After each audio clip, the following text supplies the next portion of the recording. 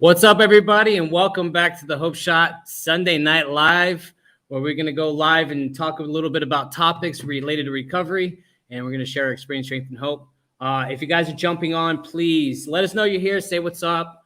I'm going to have Kelly read the Hope Shot Clarity Statement. Yes, the Hope Shot Clarity Statement.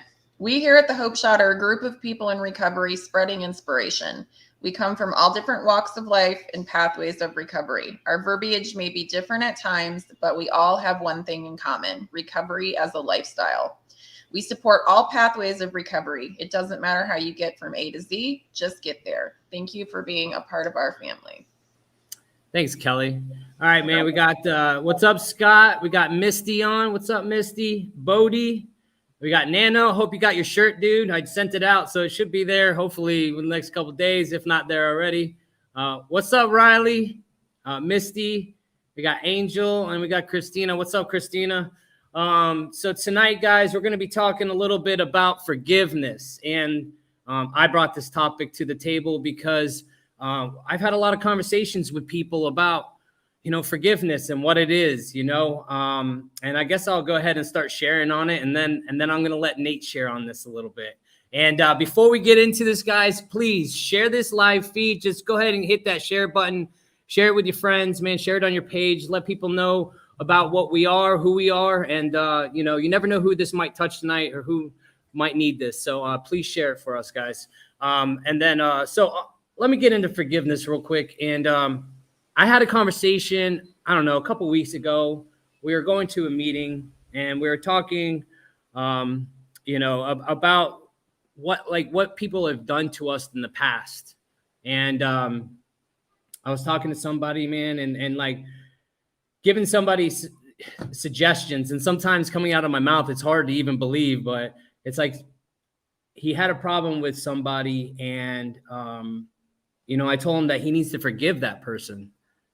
Because it's building a resentment, and the only one that's hurting is him. And I've had many, many times, and I've practiced this because I had to forgive a lot of people that's done me wrong in my past, like a crap load of people. And I didn't want to, you know what I mean? Like I didn't want to. And somebody told me a long time ago, it's not for them, it's for you. You're not giving them grace. You're giving yourself grace, because the only person that it's affecting is me. It's affecting me right now. Like I would play this scenario, this thing over and over in my head of what these people have done to me, or what, this person, that person, whatever. And I'd carry that with me. And the only one that was making me miserable is me, because these people are living their lives. And I'm over here replaying this scenario, this event that happened in my life. I keep replaying it over and over and over and over. And I'm making myself insane, you know what I mean? And just keeps building and building the anger, the hatred, you know what I mean? And I'm sitting here living in the past, and I didn't know how to get the hell out of it, as they say, having that, what is that? The depression, as Caesar said it a couple of weeks ago, I think, or maybe last week. Having a lot of depression makes you you're having too much past and not enough present.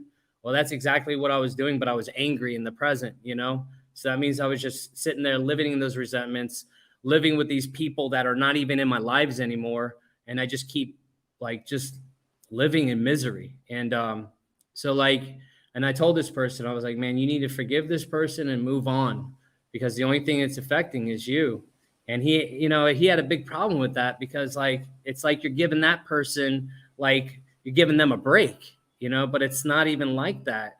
It's just so you can have some sanity in your life and actually have some peace, So that's a big reason I wanted to talk about this, because I can relate with that with so much, because in my addiction, man, that's all I did was live in those circumstances, man. And just I stayed in that mindset, man. And then I became this paranoid freak that didn't want to be around anybody, because everybody was going to do the exact same shit to me. But I'm going to go ahead and let Nate share a little bit on this. So go ahead, Nate. What up, though? All right. So I don't believe in coincidences, so this is a relative subject in my life tonight. But first of all, um, I remember going through this process the first time, and I had a difficult time finding people that I needed to forgive. You know, because I looked back and all I saw was who I hurt, basically.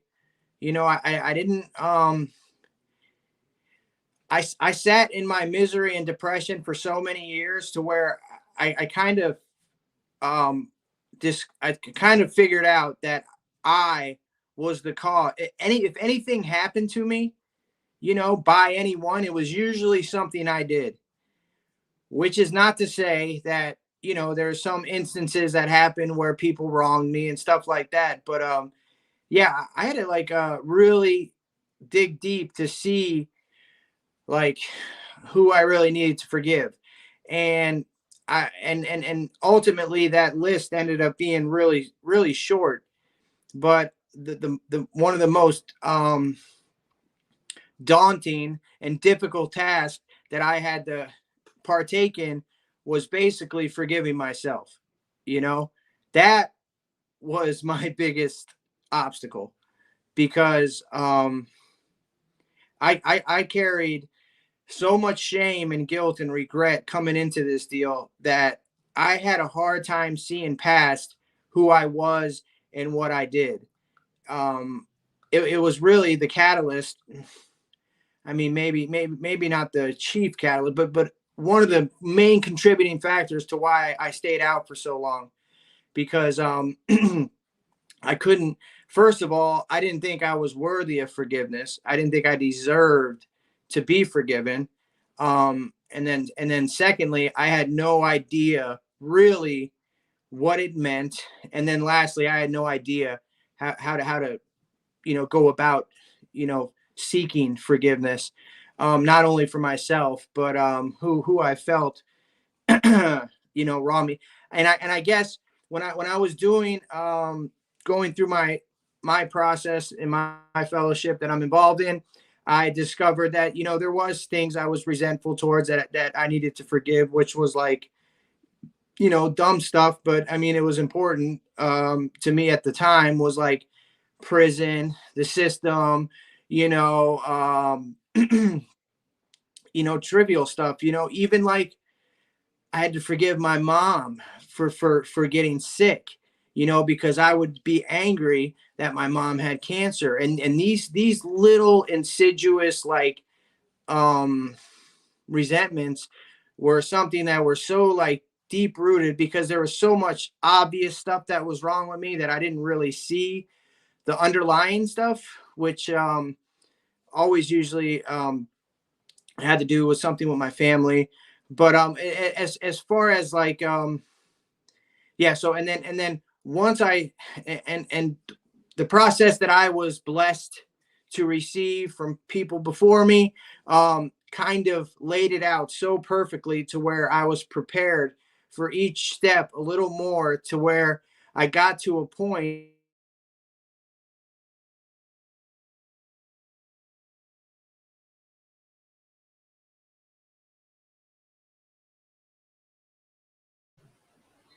Did you get a phone call, Nate?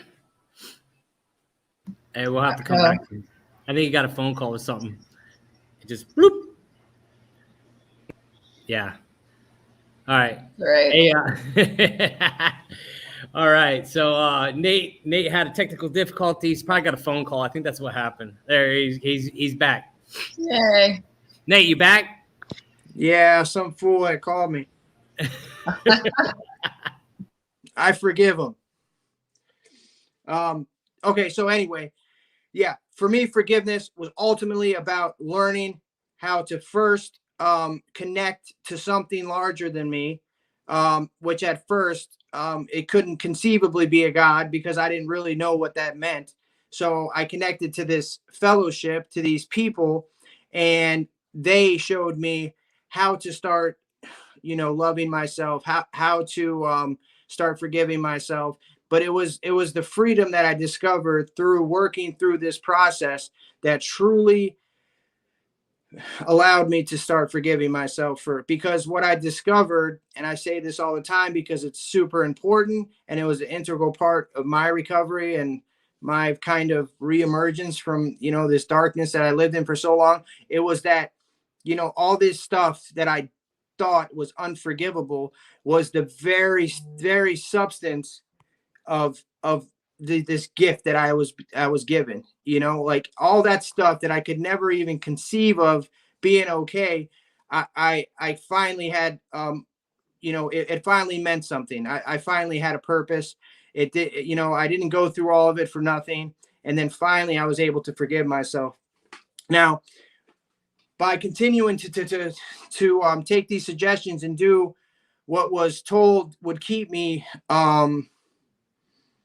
you know, kind of on the beam. I hate when people say that, oh, you got to stay on the beam. No, but what would keep me centered and plugged in and moving forward and continuously evolving was to do certain things in my life, which is pray every day, meditate, reconnect, give the gift back, always be of service, like all these things. And when something happens, when you continue to do this on a daily basis, for me today, it takes something very like traumatic or huge for me to be angry at somebody, you know? And even when that said thing happens, I am usually able to immediately look at this person as either A, they're sick, oh shit, I used to be the same way, and or just like, you know, I can immediately put myself in their shoes and just I'll feel empathy for them if they're doing some, you know, bad drivers, traffic, you know, that type of thing.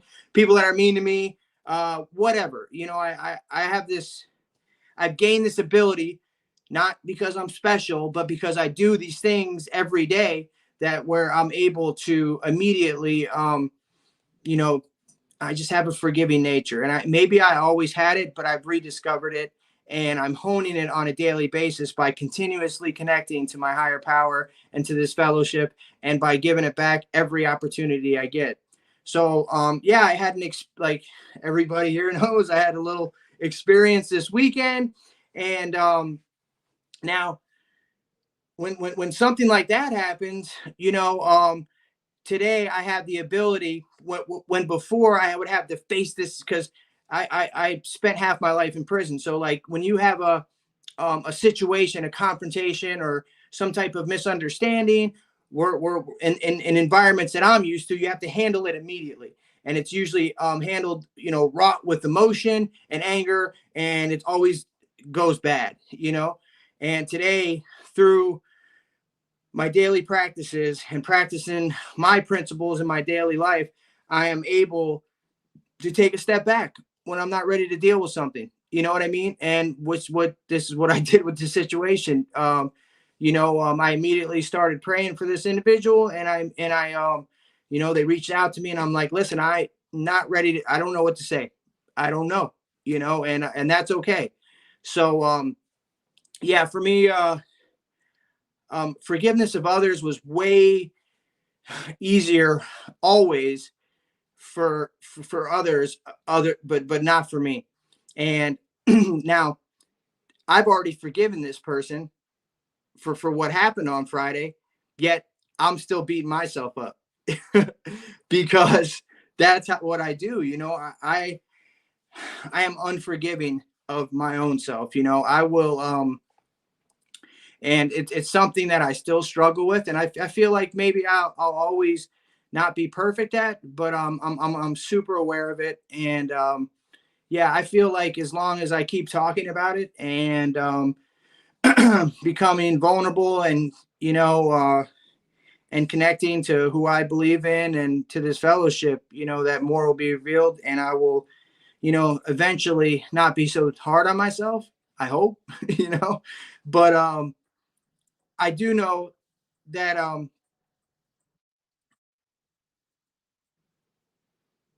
dude, I was thinking I had a soundtrack or something for a second. You know, I know I'm a big deal, but I don't think I'm worthy of a soundtrack here. Anyway, yeah, I need to learn how to forgive myself. I need to learn how to I think I've gotten really good at forgiving others, but I still struggle with forgiving myself, and it's something I continuously strive to improve on. And what helps is this, even with the situation on that I just experienced. I was surrounded by my friends and they were just full of grace and kindness and had my back, and always reassuring me that, hey, that and that's the power of this, what we have here, and the power that all of you are, is open to anybody that is willing to reach out for it. And that's that power of connection and the power of friendship and fellowship and unconditional love through those people, because left to my own devices, I will think I'm a piece of shit. I'll think I'm fat. I'll think I'm ugly. I think I do everything wrong. And, it takes, discipline on a daily basis, me continuing to do this, this work. And then when I forget that I'm beautiful and I'm a fallible human being, and then I'm always growing and evolving, and I can make mistakes, and that doesn't make me a bad person or wrong. When I can't remember these things, I have my beautiful friends and my God to remind me. And for that, I'm grateful. I'm grateful that Sarah's here. Oh my God. Hi, Sarah. And I'm grateful for all my peeps. I love all you guys. Thank you for your friendship and your support this weekend, man. It meant the world to me. I love you guys. Nate, you just touched on something, man, that I actually want to say real quick, because like I was just talking to Johnny, and there's a lot of things, like we always, that self-doubt crap, you know what I mean? Like that I can't, you know what I mean? Or I'm not good at this, or I'm not good at that. I was just talking to Johnny, because like when I have to like do something that requires words, I get so like flabbergasted. I can't deal with it. Like literally I can't. Like anything to do with like techie shit, man. I'm the techie guy and I can do math and stuff like that. But when it comes to words, I get so like discombobulated and I don't like it. And I was like, I'm not good with words, or I'm not good with this, or I'm not good with that. And I'm like, I told Johnny today, it's like, man, I'm going to stop saying that, because like I'm sitting here speaking into existence that I'm not good at this, and I'm not, and I do this a lot, like self-doubt and that like giving yourself grace and like all this stuff, man. I'm my worst enemy, and I still do it today. Like I get anxiety when I freaking have to do certain things, because I'm not comfortable with it. Just like Nate, when you're not comfortable with technology, you know what I mean? Like, but we sit here and we tell ourselves, I'm not good at that, so I never give it a try. Well, yeah. And Justin, it's a funny thing. What happens is how, okay, I feel that is like, that translates from like when I was out there, to me, getting sober and finding happiness or love or anything like that was so completely foreign. I had no conception of it, nor did I have any idea that it could ever happen. So like it became this thing, you know what I mean? And it's funny because I would always say I could never do, and that's exactly what kept happening until I was beaten up enough and it happened for me. But what I'm saying is the things that we say on a daily basis, they become our truth. You know what I mean? Regardless of how trivial it is. You know what I mean? Like, and I struggle with that at times, but I'll catch myself. But still, yeah, that's a slippery slope when you're saying I'm not good at this. Of course you're not good at it. You're never gonna be good at it because it's just like when I started surfing, I was horrible, but it's something I loved. And I kept doing it, and I'm still not that good, but I'm better than I was. And yeah, it's funny how the things that mean the most to us will work our asses for, but like these little trivial things that really are the fabric of our very existence, like these little subtle, everyday things. My insecurities about my body, or my inability to do something technological, and or hang a picture on like I'm not good at these things, you know what I mean? But it's funny how we adopt this self-defeating terminology, and it kind of just continues to manifest till I'm never able to be good at it, because I don't give myself a chance to be good at it, And that's that thing with forgiveness, and I feel like that's an underlying thing, that shame and guilt, you know what I mean, that we've held on to ourselves for so long that we feel unworthy or not smart, or just we hold ourselves. I hold myself back. I know that for sure for a lot of things. I want to do a lot of things, but then I hold myself back. And there goes Nate again. Damn it. I was just going to read his comment too. Damn it, Nate. You can't do this to me. Yeah, I wanted to read that. He just put himself in the black box. Hold on. Well, You had a really sweet comment, Nate.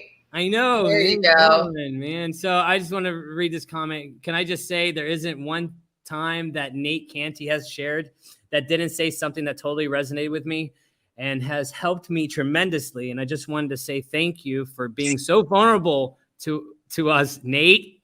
You haven't gone unnoticed, and I very much appreciate you. That's you, Nate. This comment's for you.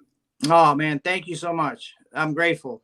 Yeah. I need people like you to remind me that I'm not a weirdo. Yeah, I'm a weirdo, all right, but I'll convince myself that I'm a certain way. And you know what? Today, I don't need as much outside validation, but I'm not saying that it hurts at all. I appreciate it. A little pat on the back never hurt. So I was gonna go ahead and let our guest Sarah speak. What's up, Sarah? Hey, everybody. So actually, when Lisa told me what the topic was, I was thinking about it, and I was like, yeah, I don't feel like I had a lot of people to forgive. And then I was laughing at myself because I was like, yeah, that's not true. I was so angry when I was, newly into recovery. I was mad at everyone. I was mad at everything, people, places, institutions. I was mad that I was in recovery. I didn't want to be here. I didn't want to be there.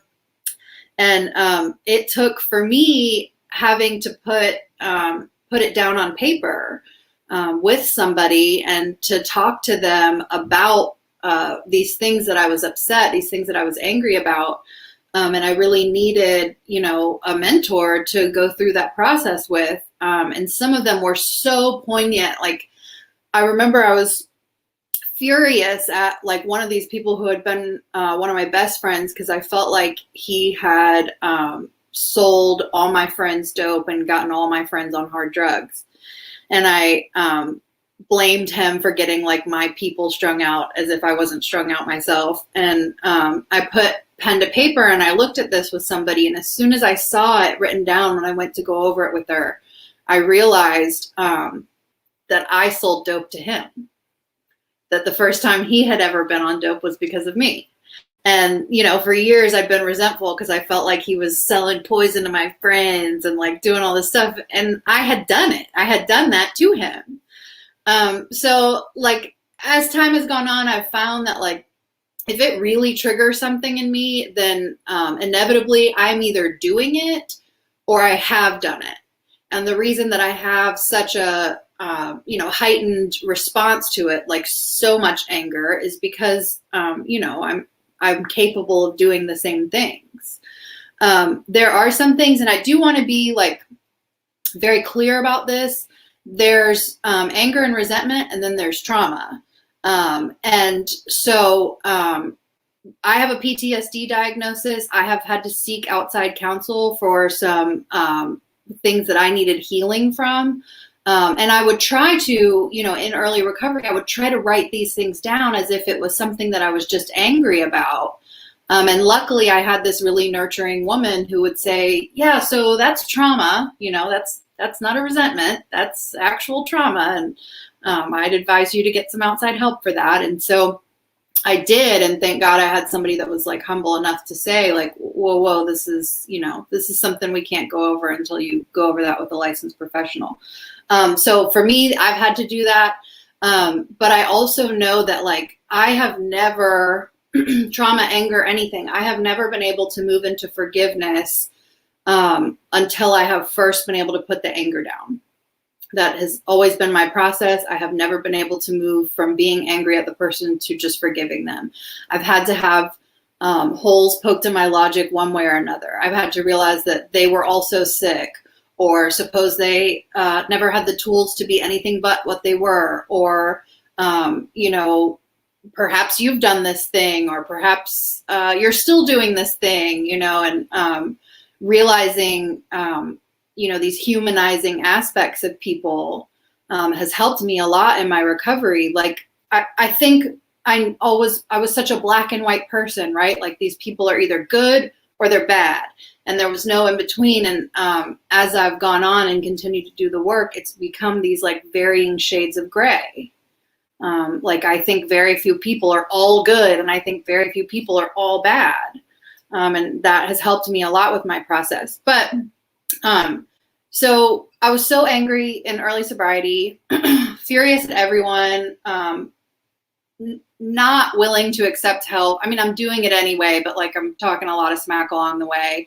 And what I found as I had like stayed and done a little bit of work and moved into prayer and meditation, was that I was so afraid of flipping out on people that I became a doormat, right? Because I was either 0 or 100, and I had no middle ground, none at all. And so I was so afraid of, you know, flipping out on people because I didn't know effective communication, that I had reached this place where I was letting people run all over me, and I was becoming resentful. And so what I've had to learn is healthy boundaries, because boundaries are the way that I love me and you simultaneously, right? Like, and so I have had to set these boundaries up, and like, that hasn't been a flawless process. There's been plenty of times where I've said like, this is the boundary, don't knock it down, and then they do, and I'm like, okay, well, now this is the boundary, don't mess that one up, you know.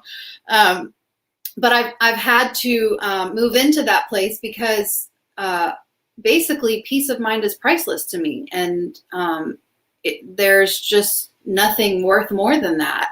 You know, when I was out there, I was willing to subject myself to just about anything because I was getting loaded. And now that I am sober and present, you know, I'm a little more selective about what I'm subjecting myself to. So I have had to learn those things, and that has not been easy. I am also my worst critic. So whatever I think about you, I typically think much, much worse about myself. I hold myself to unachievable bars constantly. And if I somehow reach the unachievable bar, it doesn't count because I was able to do it, you know. But in setting boundaries, I've had to realize like my codependency shames me for doing it, right? Because I'm supposed to just do whatever people want me to do all the time, regardless of whether or not it's good for me. And so I've had to work on forgiveness in so many areas, but until I have been able to forgive myself for every unkind, unloving thing that I did, like out there in sobriety, whatever, until I've gotten to that place of being able to work on that stuff, I've never been able to forgive other people. It had to start with me. So I don't know. It's an important topic. Also, there was something that you guys were talking about earlier that reminded me of basically limiting beliefs. I used to say all the time, like, I'm shot out, I can't do this. I'm so shot out, I'm so shot out. And I realized, you know, the mind is like an incredibly powerful tool, and a lot of cell regeneration happens all the time on a consistent basis. And so to say like, I can't study because I'm shot out, I did too many drugs, was a limiting belief for me. And I had to like set that down. And when I did, I was getting better grades, you know. I think it's that like self-fulfilling prophecy stuff. But those limiting beliefs also go back to like, I don't think anybody comes into recovery and feels great about their choices and their decisions, right? Like, I don't think we're feeling good about what we've been doing. So I think it's really totally normal to not trust our judgment and not feel very good about the things that we do.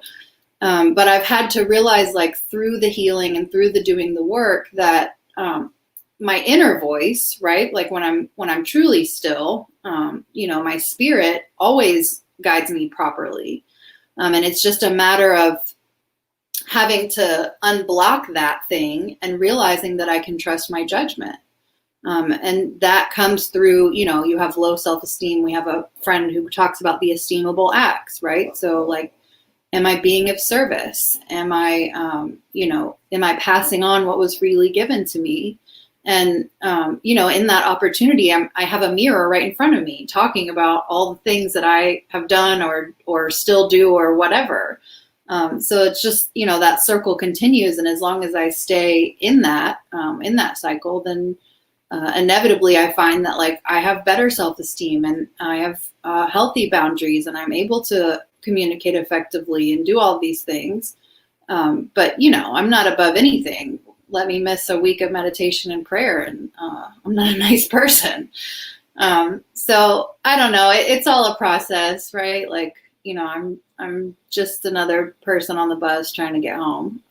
But I know that like the longer I do this and the longer I stay diligent, the easier it is to move into the forgiveness. But that ultimately it starts with me. So.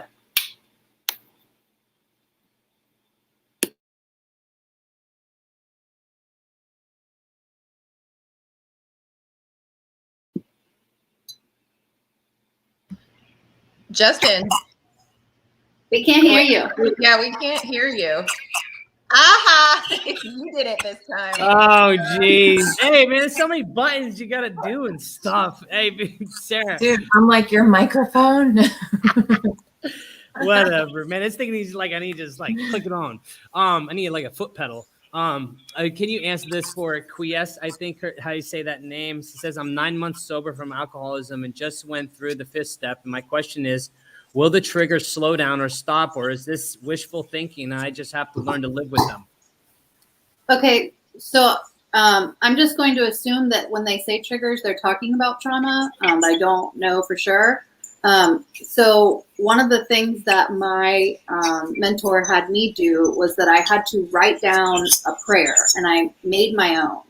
And it said things like, help me to realize that my trauma or my anger, I think I had both, have the power to kill me. Help me to realize that this person is also sick, just like I am.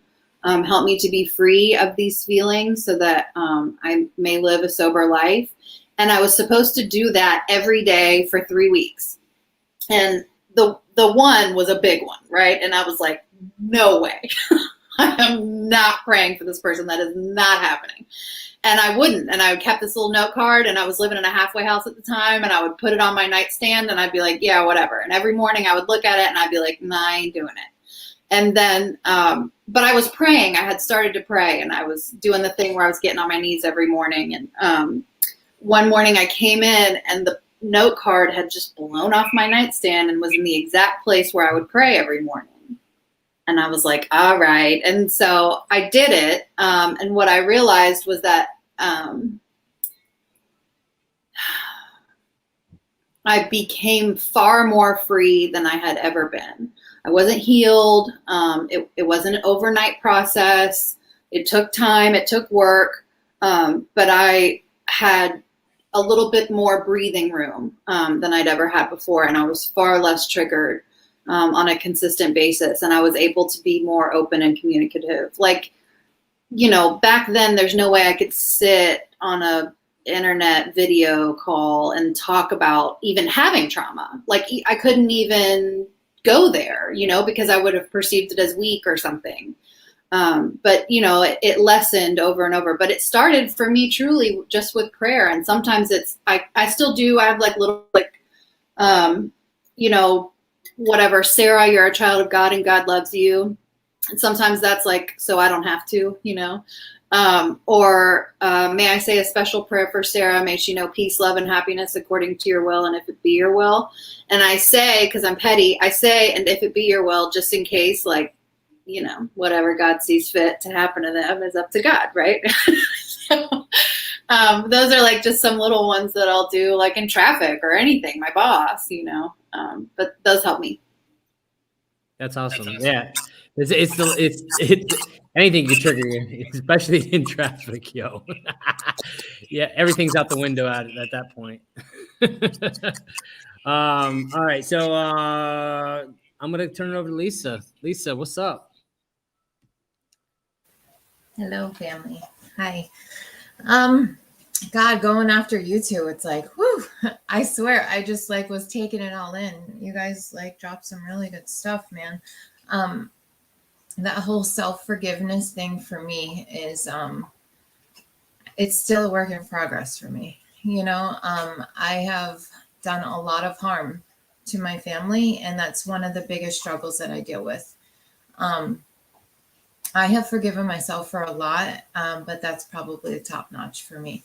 I know, I believe Nate was saying it, that, I am worthy. I am worthy of self-forgiveness. I know it, but, when it comes down to it, it's like you still have like this little voice in the back of your head saying, things would have been so much different, the guilt and the shame is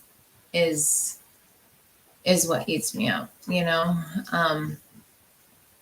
forgiveness. Like, I feel like we have to find forgiveness on this journey, or we're just gonna we're not going to be able to move forward. We're not going to be able to let go of resentment or let go of hurt. And, so I was in a really abusive relationship for a really long time. And it took a lot for me to forgive my abuser. But I did. Once I got to that point, I was able to move forward. Like Sarah was saying, there's trauma behind that I have to heal and work on. But that forgiveness part set me free, because I blamed everything in my life on that relationship. I lost my son because of him. I was doing every kind of drug known to man because of him. I lost my house, blah, blah, blah, blah, blah, blah, my car, everything. It was all because of him. And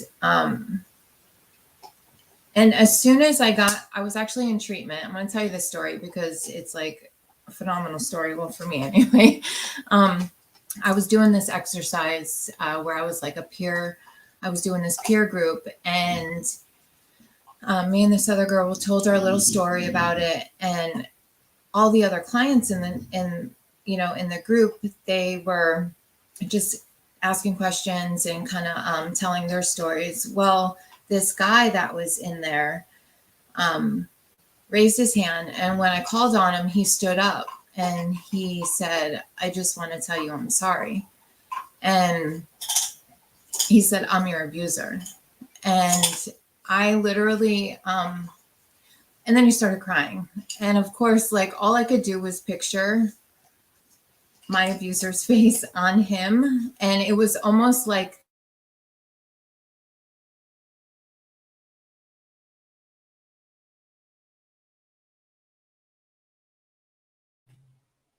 Did we lose her? That's quite a mic drop. She's frozen. very good. Elsa, you there? There you go. It was almost like, what, Lisa? What is it? Spit it out. Everything went black. All you guys went black. And I'm like, hello. So like once that happened, it's almost like so much weight was lifted and I was able to move forward. It was like a freeing, just, I don't know how to say it, like just this freeing feeling to where I could move on. And no, sorry, she was about to bark. And start to get on with my recovery, because that's what was hindering me. Yeah, I might've been doing work and all that stuff, but I was still grasping onto that. And until that got let go of, I wasn't able to do any of the work. All my other resentments, all my other fears, all that other stuff. Yeah, they were on paper, but that was one of the biggest nuggets that weighed me down, and like when it comes to like self-forgiveness, I feel like accepting our flaws, yeah, it's hard, but accepting our flaws is such a beautiful thing, because we are so not perfect. And I laugh at myself. I don't know about you guys, but I am a hot mess sometimes. When I say I'm shot out, but like I will be driving and I will be laughing at myself having a conversation. Like, what are you doing? You know, I feel like loving ourselves, you know, that self-forgiveness, that's love. You know, we love all these other people and we want them to do well and this and that, but like, how are we treating ourselves? How are we loving our bodies, loving our minds, loving, you know, the things that we do? I struggle with that. I am the hardest, as we all are, on myself. You know, we paint this mental picture in our heads of what a person should be, or a woman or a man should be, and then if we're not up to par with that, it's like we're lower than. And I have to continuously remind myself about that. And Sarah reminds me about that often. You know, I love what Nate was saying about, you know, having other people, you know, tell us these things. It's, if I didn't have my husband or you guys or my women tribe constantly remind me that like you are worthy of self-love, like I forget, you know, but like I feel like resolving these feelings of Charlie, sorry, Sarah's cat, it's the best cat ever, I swear. But I feel like resolving these feelings of like guilt and shame and all that stuff, I think they're so necessary for recovery and just moving forward in life in general, you know. Now I want to like talk about like other people forgiving us, you know. Like I'm kind of going through this now, you know, with my family, but I've learned over these like past years that, you know, forgiveness comes when God sees fit, when we're ready to like have it, I guess, from them, you know. I think that God presents things in your life at the perfect time when he knows that you are ready to accept and live it and just be it. I think that patience and acceptance of other people's feelings and who they are and what they've gone through and what you've done, I think that is monumental in our process. Yeah. I don't know. I think that's all. I probably have something to say later though. Thanks, Lisa. You know, it's funny because Kelly was just talking about that with the well, I guess before our little live session, we were talking about that when somebody came up to her and was like, "I was your abuser," you know. And It's funny because it almost had the opposite effect on me. Like it didn't go over well with me just because. And anyway, long story. I'd like to hear it though one day. Yes, absolutely. Yeah. You want me to go, Justin? Are you going to read comments? Yep. No, let's see. No, you go ahead and then we'll read some comments. All right. So yeah, Lisa, that happened to me and I won't get into that right away. But so forgiveness for me is hard to talk about without really talking about the process that I did go through. So I'm going to do my best here because it was in two part. Like Nate said, it was very much forgiveness of self. I could forgive everybody and I'm not a hugely angry person. I can get angry, but I cry about everything. I cry when I'm angry. I cry when I'm sad, you know. So I had to forgive myself and I had to forgive primarily my abusers, you know. And so one part trauma, one part, you know, I worked through in the way that I worked through. And when I was going through a process with a mentor, and I was putting it all on paper and I got to the part, you know, I kind of did it in order from the time when I was younger all the way up to present day. And when I was in that part, you know, we're so taught to look at our part in the whole situation. And I remember looking at her and being like, how is this, you know, this is, I was young. This happened to me, and she had me. We talked about seeing a therapist, which at that point I already was. I'd been seeing a therapist for a while, but also looking at the way it made me feel early on and how that developed a pattern in my life and how I coped later on, like kind of looking at it in that way instead of finding my part. And that was really helpful for me. Because then I got to see how it built, how the pattern built, and how I dealt with, how I numbed, and, because I never really fully dealt with those things.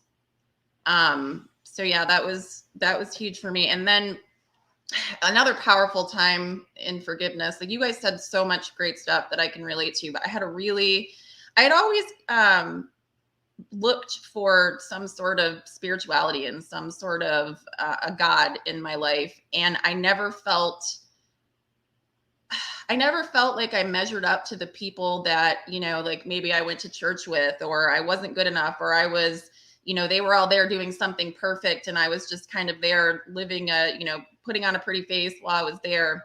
And it really came into the forgiveness of self, because there's a part in our process where we get to a certain point and we say a prayer, and it was just like a magic moment for me when I realized God loved the good and the bad in me. He loved the whole me. And that was really when it's hard. I get emotional when I think about it today. Like I get goosebumps still, because that was really when I think that process of self-forgiveness began for me. And my relationship with my God changed, and my relationship with myself changed. And I was able to work on, coping with what happened to me in a different way. I really had to have that experience. And then I had, counseling and such after that, and worked. And it's still, let me tell you, it's a work in process to this day. Like I still have PTSD reactions when it comes to trauma. I still have terrible anxiety.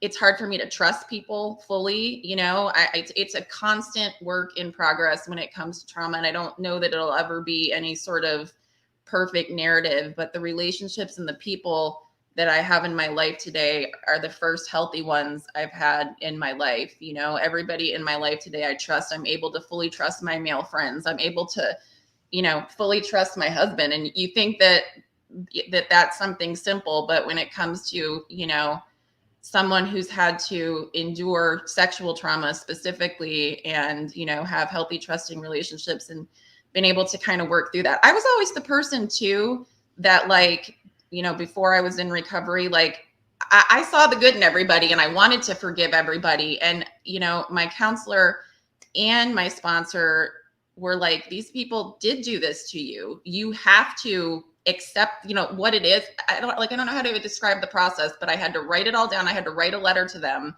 and I had to tell them exactly what they were. This is what you did to me. You know what I mean? Until I could accept and set those boundaries for myself. Like, this is what happened. That you have to accept this is what's happened. You can't, necessarily, and then you forgive. And I couldn't necessarily talk to them in person with that. So I wrote the letter, and we had like a beautiful process where I burned it and I let it go. I let it go into the universe, and that was a part of it too. But yeah, forgiving myself, huge. And then working through the trauma, those are the two hugest parts of forgiveness for me. Yeah. Caesar's like dying to share over here. He's like, I don't have anything to share. I'm not dying. I'm not dying to share at all. He's dying, no, literally, with the wings. You know what I mean?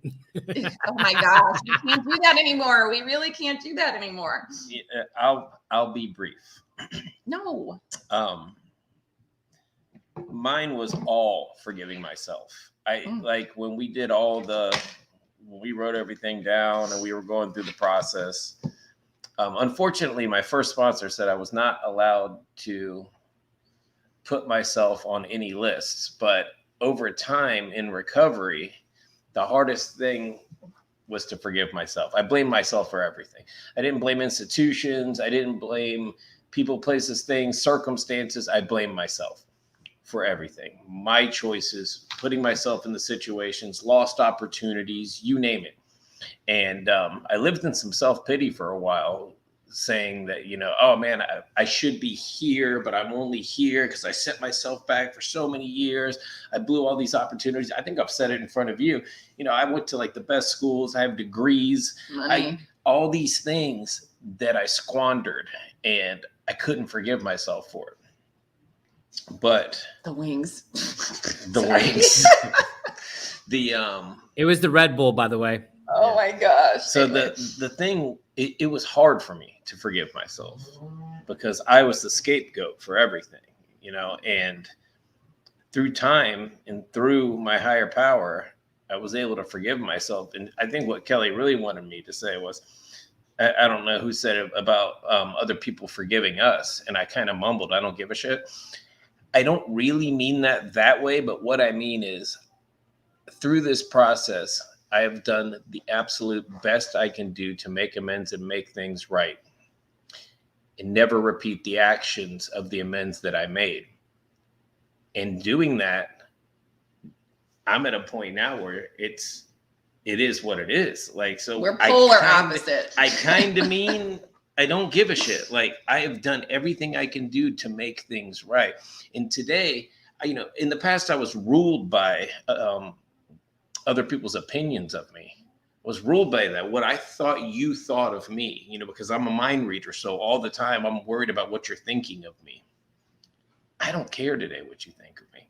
I do my best from the time I get up in the morning to the time that I go to bed to be a good person, not to step on anybody's toes, not to speak a bad, ill word about anybody, and to bring good into any situation that I'm in. To try to be light when there's darkness, to try to understand instead of be understood. I try to do these things on a daily basis. So if you don't like me, you just don't like the color of my shirt, you don't like the tone of my voice, and I don't care if you don't like those things. That's fine. I didn't do anything to you. And that, like the art of not giving a shit, really took some time, because those are the big fears, that fear of other people's opinions, fear of losing something, or fear of not getting something that I want. Those things ruled me for so long that living in faith today keeps me in the art of not giving a shit, which is a very Zen place to be for me. So it is so, and that's something that I still work on daily. Like, I would be lying if I said that I didn't still care what people thought of me, and like, so that's a yin and yang, kind of balance each other out. Like, I'll bounce that off him. I see you, Nate. He'll bounce that off me and I'll bounce that off him. And, I have the right brain lovey. And then when I really need to run something by him, when someone's really being an asshole, like to me or something, like he can check it and be like, it's time to snip him out of your life, cut him out of your life, set that boundary, and it's, I don't know. Some people you got to love from a distance. I've got people like that in my life. It doesn't mean that I dislike you or I hate you. I just can't have your chaos in my life, and I won't allow that. And you go, there may be a place for you later on in life, but as of right now, your spot is filled by somebody that's productive and loving and kind, that fits into the model of moving forward in recovery as opposed to going backwards into chaos. Mm-hmm. Come on, Nate, you're raising your hand. I know. Yeah. I want to hear what you got. No, I think, and I was going to share this at the end, but you basically said it in maybe more, different terminology than I would use. But probably when it comes to others, I was that same. It mattered. It mattered what people thought. It mattered that, like, when I first got here, that I would make things right. I was going to make things right. I was going to make my amends, and everybody was going to forgive me, and all would be well. You know what I mean? And there's two things that happened during my spiritual awakening and through doing these working through this process. One thing is that I finally understood that my ultimate and only responsibility is to make the amends. It is not my responsibility if they forgive me or not. That is not. Once I get to a point where I sincerely and truly make an amends, now it is on them to do what they wish with, and that is not my responsibility. I can let go of whatever happens next. And now my personality, I'm not going to be like, well, I don't care. What do you think? Because I'll still care a little bit. But what I'm saying is it's not my responsibility. Whatever they do, that's on them. And then my second realization, which I got blacked out and I got distracted earlier. But this is what I was trying to get to earlier, was that I feel that once you reach a state of unconditional love, not just towards yourself, but in general, and you can see through the lens of unconditional love, you live in a perpetual state of forgiveness. And that not just for,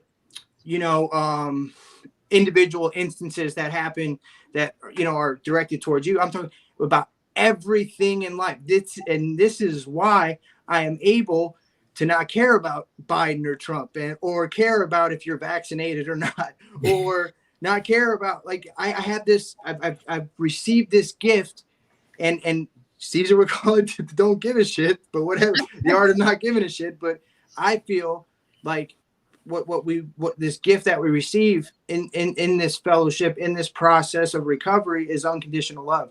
And once you're working from a foundation of unconditional love, how it's impossible not to really forgive anything and everyone. For me, it is, and even if they did wrong me, like, it's okay, because guess what? I know who I am. I know that I love myself, and Caesar said it well, that, once you start showing up for life and you're not doing any fucked up shit, you don't have to second guess, like, oh, well, does this guy really have a reason to be mad at me? Like, what did I do? And today I know I didn't do anything. That that's it's on them what they do or say, or if they forgive me or not. That's where it's at. That's where the peace of mind comes in, that I'm not doing my recovery to impress somebody. Yeah. I'm not living my lifestyle to get accolades. I'm not doing it to get anything. I'm doing it because it's the right thing to do, and it makes me feel good. Sarah mentioned the esteemable acts. That little line that was given to me, if you want good self-esteem, you need to do esteemable acts. I've lived by that, and I can lay my head down at night and know that I did the best job I could. I didn't pass up on opportunities to be of service because I'm selfish and self-centered. I took them, I take the time, and I try to be the best person I can be every day. And the result of that is I don't give a shit if you like me or not, because I'm putting love into the world, man. Like, I'm doing the way you say it, I'm like, yeah, I had just a little bit of that. Not everybody runs around like Caesar, not giving a shit if nobody fucking cares for him, because hey, it is right now. In some little baby way, Caesar, you probably do. I don't care. I blast myself on social media looking ridiculous on a daily basis. But don't let people get the wrong idea. He cares about people, like, really. I care deeply about people. I don't care about their opinions of me. There you go. That's all. There you go. And that's all good and shit, but like in a little way, I mean, no matter what, man, we're here, man. Like, we need connection with people. We need. Yeah. We do care somewhat in a little way. I mean, over time, as you go through recovery and you start forgiving yourself and loving yourself, it gets a little bit less. It gets a little bit less of caring what people. Well, and you're more selective. You're more selective about whose opinion. Like, I realized one day, like, oh, I don't want all of your opinions about this. Right. I don't want what you have at all. I had to be a little more choosy about. Like, my process is similar to what Caesar's is. The difference is that I care deeply and it rips me to shreds while I'm doing it, but I do it anyway. And one of the things that helps me a lot is I have like a mantra. Mantras have been really important to me in this process, but one of my mantras is, it's okay if you're not okay with my choices, because my choices are okay with me, God, and my mentor. And I like that a lot. That helps me a lot. And if I'm going through something like with cutting people off, that's been a hot topic for me lately. I've had to do that with people I love recently. And when I'm going through something really difficult like that, where I care deeply about what they think and I don't want to hurt their feelings, and blah, blah, blah, blah, blah, blah, I make sure that I'm in communication with the people whose opinions I want the whole time. So I know, like, this wasn't me and my free will. This was me going to this person and me going to this person, and ultimately, you know, prayer and my mentor. But if I've walked through that situation, talking to God and talking to my mentor, like, I'm good, you know. Some of it's pride, because, like, frankly, in some situations, I don't want to have to make amends to you about this, so I'm gonna just keep my mouth shut. Sometimes you're not even Humble meeting myself later and have to come amend the thing. But yeah, so I do care. I do care a lot. You know, humans are social animals, so a lot of us, you know, we're pack creatures. So it's like, I don't want to go to the party, but I do want to be invited. Yes, I get that all the time. Yes, I get that. Like, You know, just invite sometimes me. I don't want to go, but just invite me. You and Kelly are very much alike. I think, I don't know who I'm like. I'm me, and I'm all right with me. yeah, but it's like sometimes I have to watch out for what I say because you know, like You're taking it different though. No. It's not that I don't care about people, and it's not that I don't care about anyone's feelings. I just don't care what they think about me. And Sarah put it very well. There's a small circle of people that I care deeply about what they think of me, because those are the people that I look up to, that were my mentors, that walked me along this path. I cut off Justin. I probably just hurt his feelings. No, I'm an amends. Look at him. He's looking down. He's crappy now. I care deeply what he thinks. I mean, but these are such good topics because there's a lot of different viewpoints. I didn't have to forgive people, which was, you know, I did to me what I did. You know, I made the choices. I don't have trauma. You probably think I have trauma still. Man, I probably the stuff you've been through. I probably should have some kind of trauma stuff, but it's there was an acceptance while I was still out there of, you know, my choices are getting me here, and I keep making these bad choices, and I don't know how to stop making them. And the acceptance was, I'm either going to die in the streets or I'm going to spend the rest of my life in prison. And that's what I have in store for me for the rest of my life. That's all. Those are my two choices. Well, there was other choices. I just chose to ignore them because I didn't know how to change my destiny. And somebody was kind enough to show me a way out. And I think I know we're running out of time, but like a real clear illustration of not only the point that we're trying to hammer home here, but like how the evolution of recovery kind of unfolds, which is, and I know everybody can relate to this. You get into recovery, you're with everybody. You know, you want to do everything. You want to say yes to every commitment. You want to help everyone. And you see, as the years go by, your circle slowly gets smaller, and it gets smaller, and it becomes more substantial, of more substance. You know what I mean? Because you discover boundaries, you discover your people, you discover this connection, and you grow and you evolve, and you're able. And I agree with Justin on this, because I wish I had Caesar's ability to be so absolute and pragmatic about this situation. But guess what? I care too much. You know, I care all the way.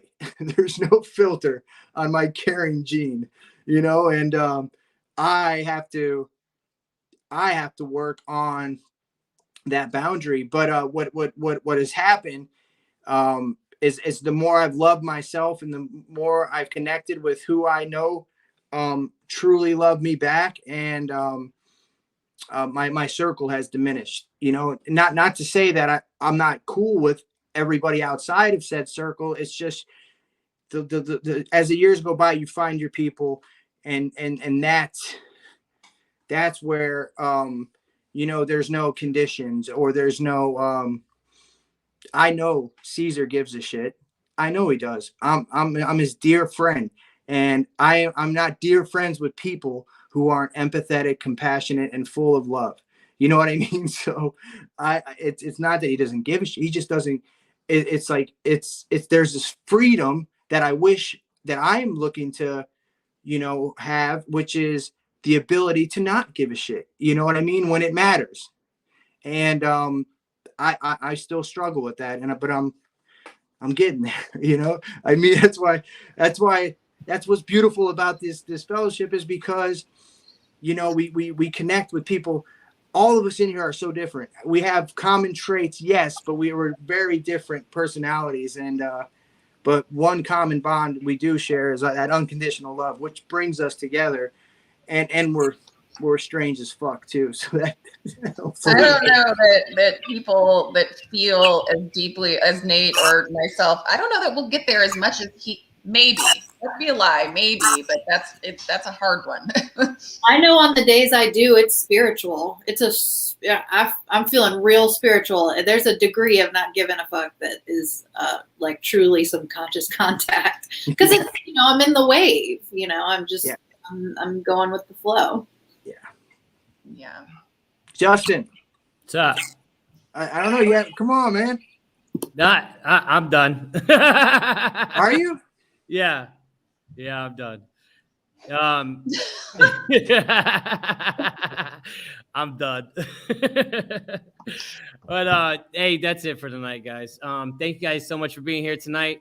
This Wednesday we have Addiction to Success, and we got a special guest. We got Mike Gonzalez, man. He was on A&E's intervention. He's going to share his story, which is it's going to be a great share, man. I'm excited about that. So join us this Wednesday, 8 p.m. live right here on Facebook, and hope to see you guys there. And that's it. So thank you guys for being here. Love you all. Love you guys. Bye, everybody. Love you guys. Thank you, Sarah. Thanks, Sarah, for being here. Yeah. Bye, y'all. See ya. Wait, don't. You don't have.